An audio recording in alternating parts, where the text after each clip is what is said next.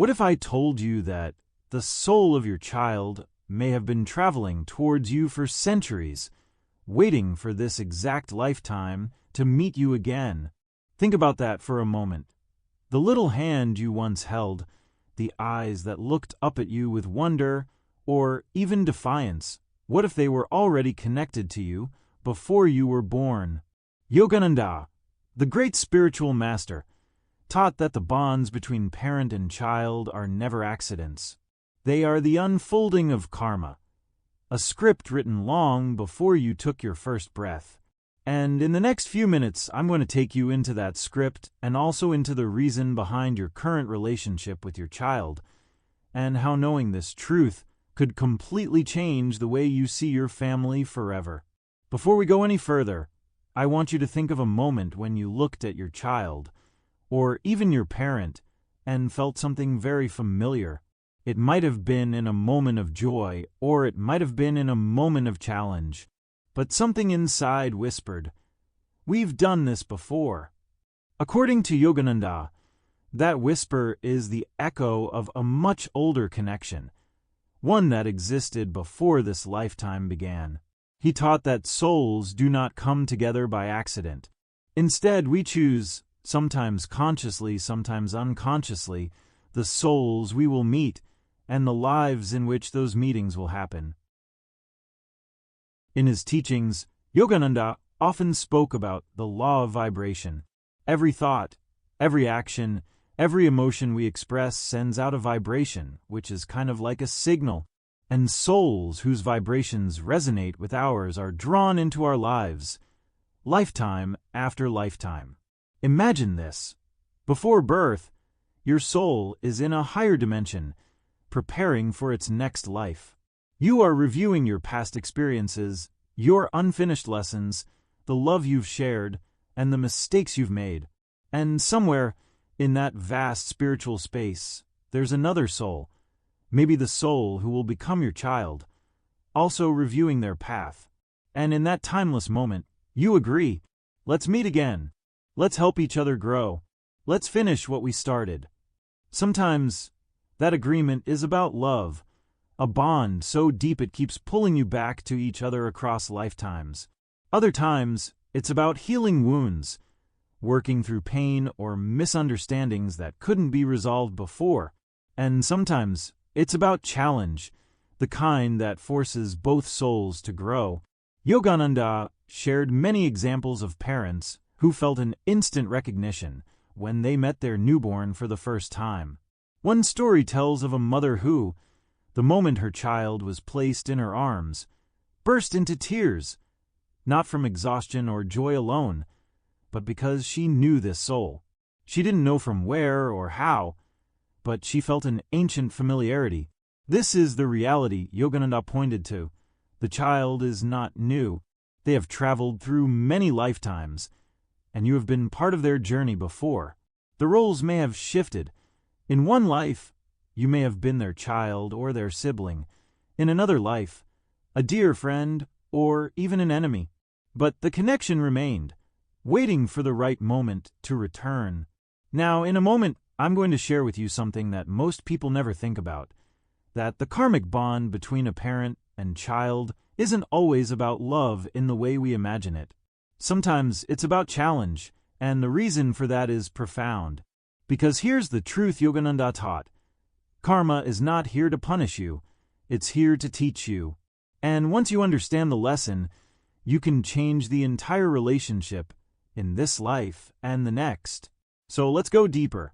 Let's talk about what karma in families really means, and why it might be the most important spiritual relationship of your entire life.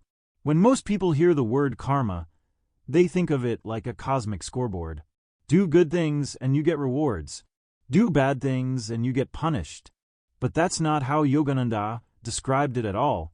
To him, karma wasn't about retribution. It was about education. It's the soul's way of saying that you still have something to learn here. And we're better to learn life's deepest lessons than inside a family. Think about it. Your family, whether it's the one you were born into or the one you've built, is the one group of people you cannot easily escape. Friends may come and go. Colleagues may change. But family stays intertwined with you, whether physically present or not. That's why Yogananda said, the family unit is the most powerful place for karmic lessons to play out. And sometimes, the hardest relationships are the ones where the biggest soul growth happens. When the soul, who is now your child, chose you, they weren't just picking a home. They were picking a teacher, and you knowingly or unknowingly picked them as your teacher too. Here's the twist. Sometimes your child is here to help you heal something from your own childhood. Sometimes they're here to challenge you in ways no one else could. Sometimes they're here to reflect parts of yourself that you've avoided facing. Yogananda once spoke of a father who had a very rebellious teenage son. The boy questioned everything, argued constantly, and seemed determined to defy every rule in the house. The father felt angry, frustrated, even betrayed.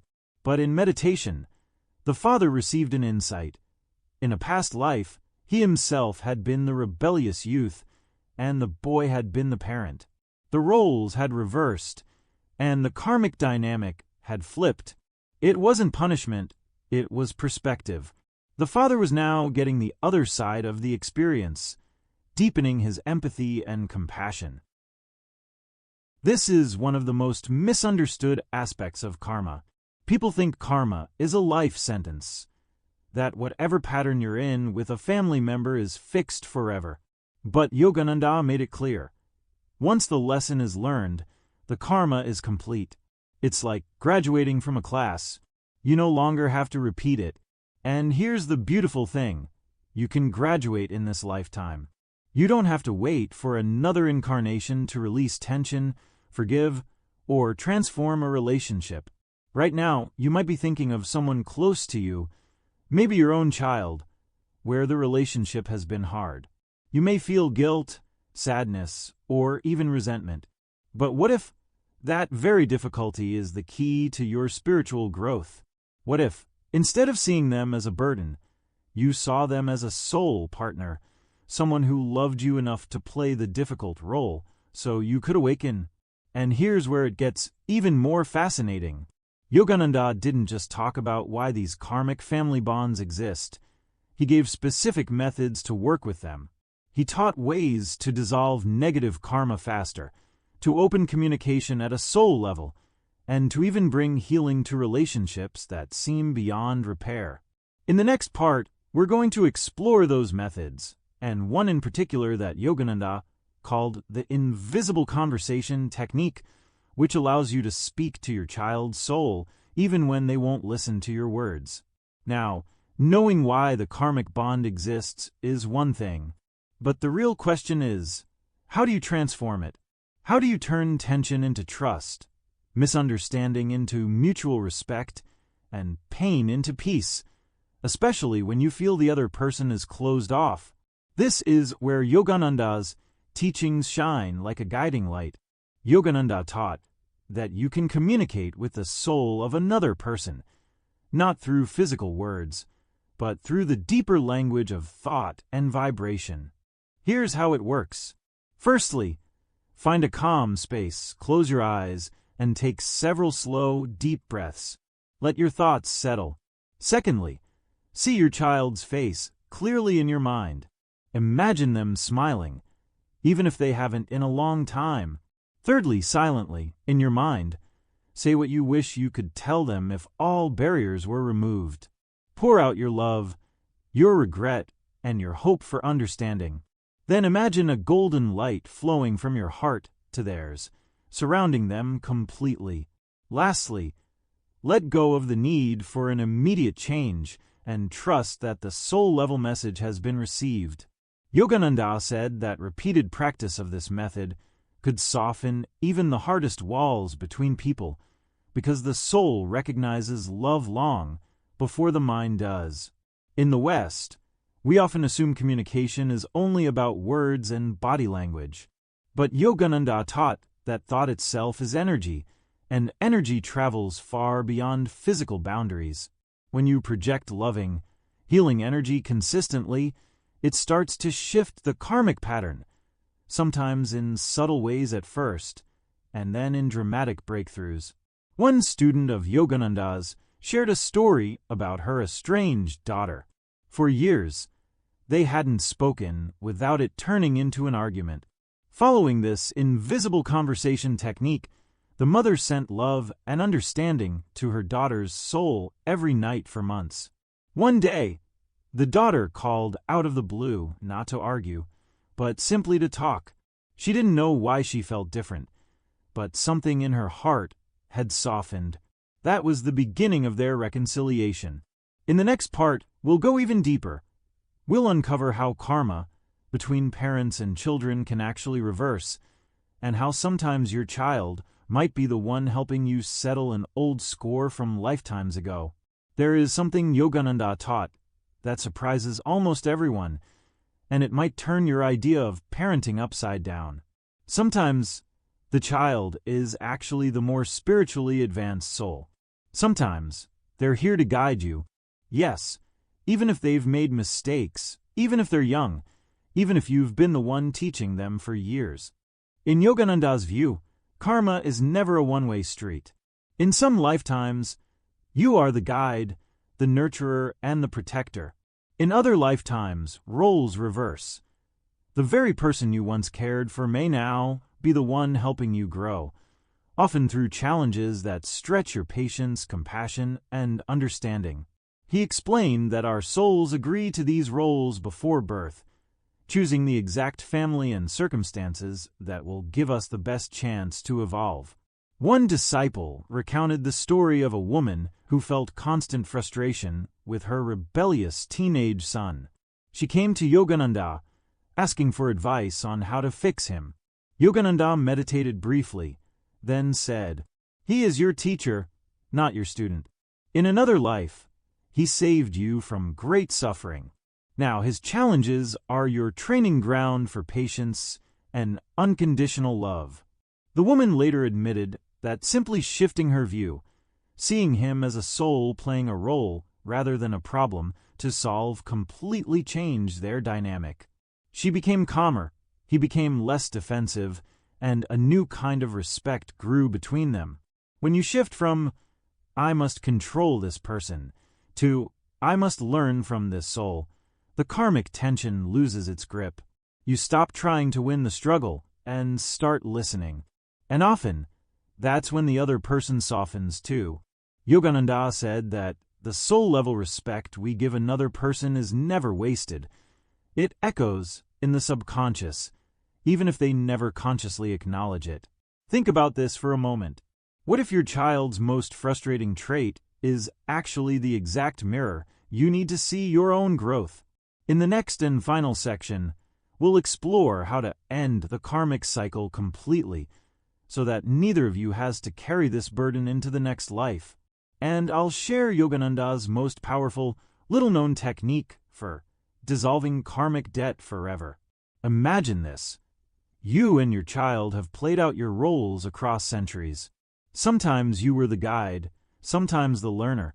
But what if, right now, you had the chance to end the cycle forever? Yogananda believed you could, and he taught a method so simple, yet so rarely practiced, that it can dissolve karmic ties faster than years of effort. Many people think karma is just a cosmic debt collector, that you must suffer endlessly until every account is balanced. Yogananda saw it differently. He taught that karma is not punishment. It's simply unfinished energy waiting to be harmonized.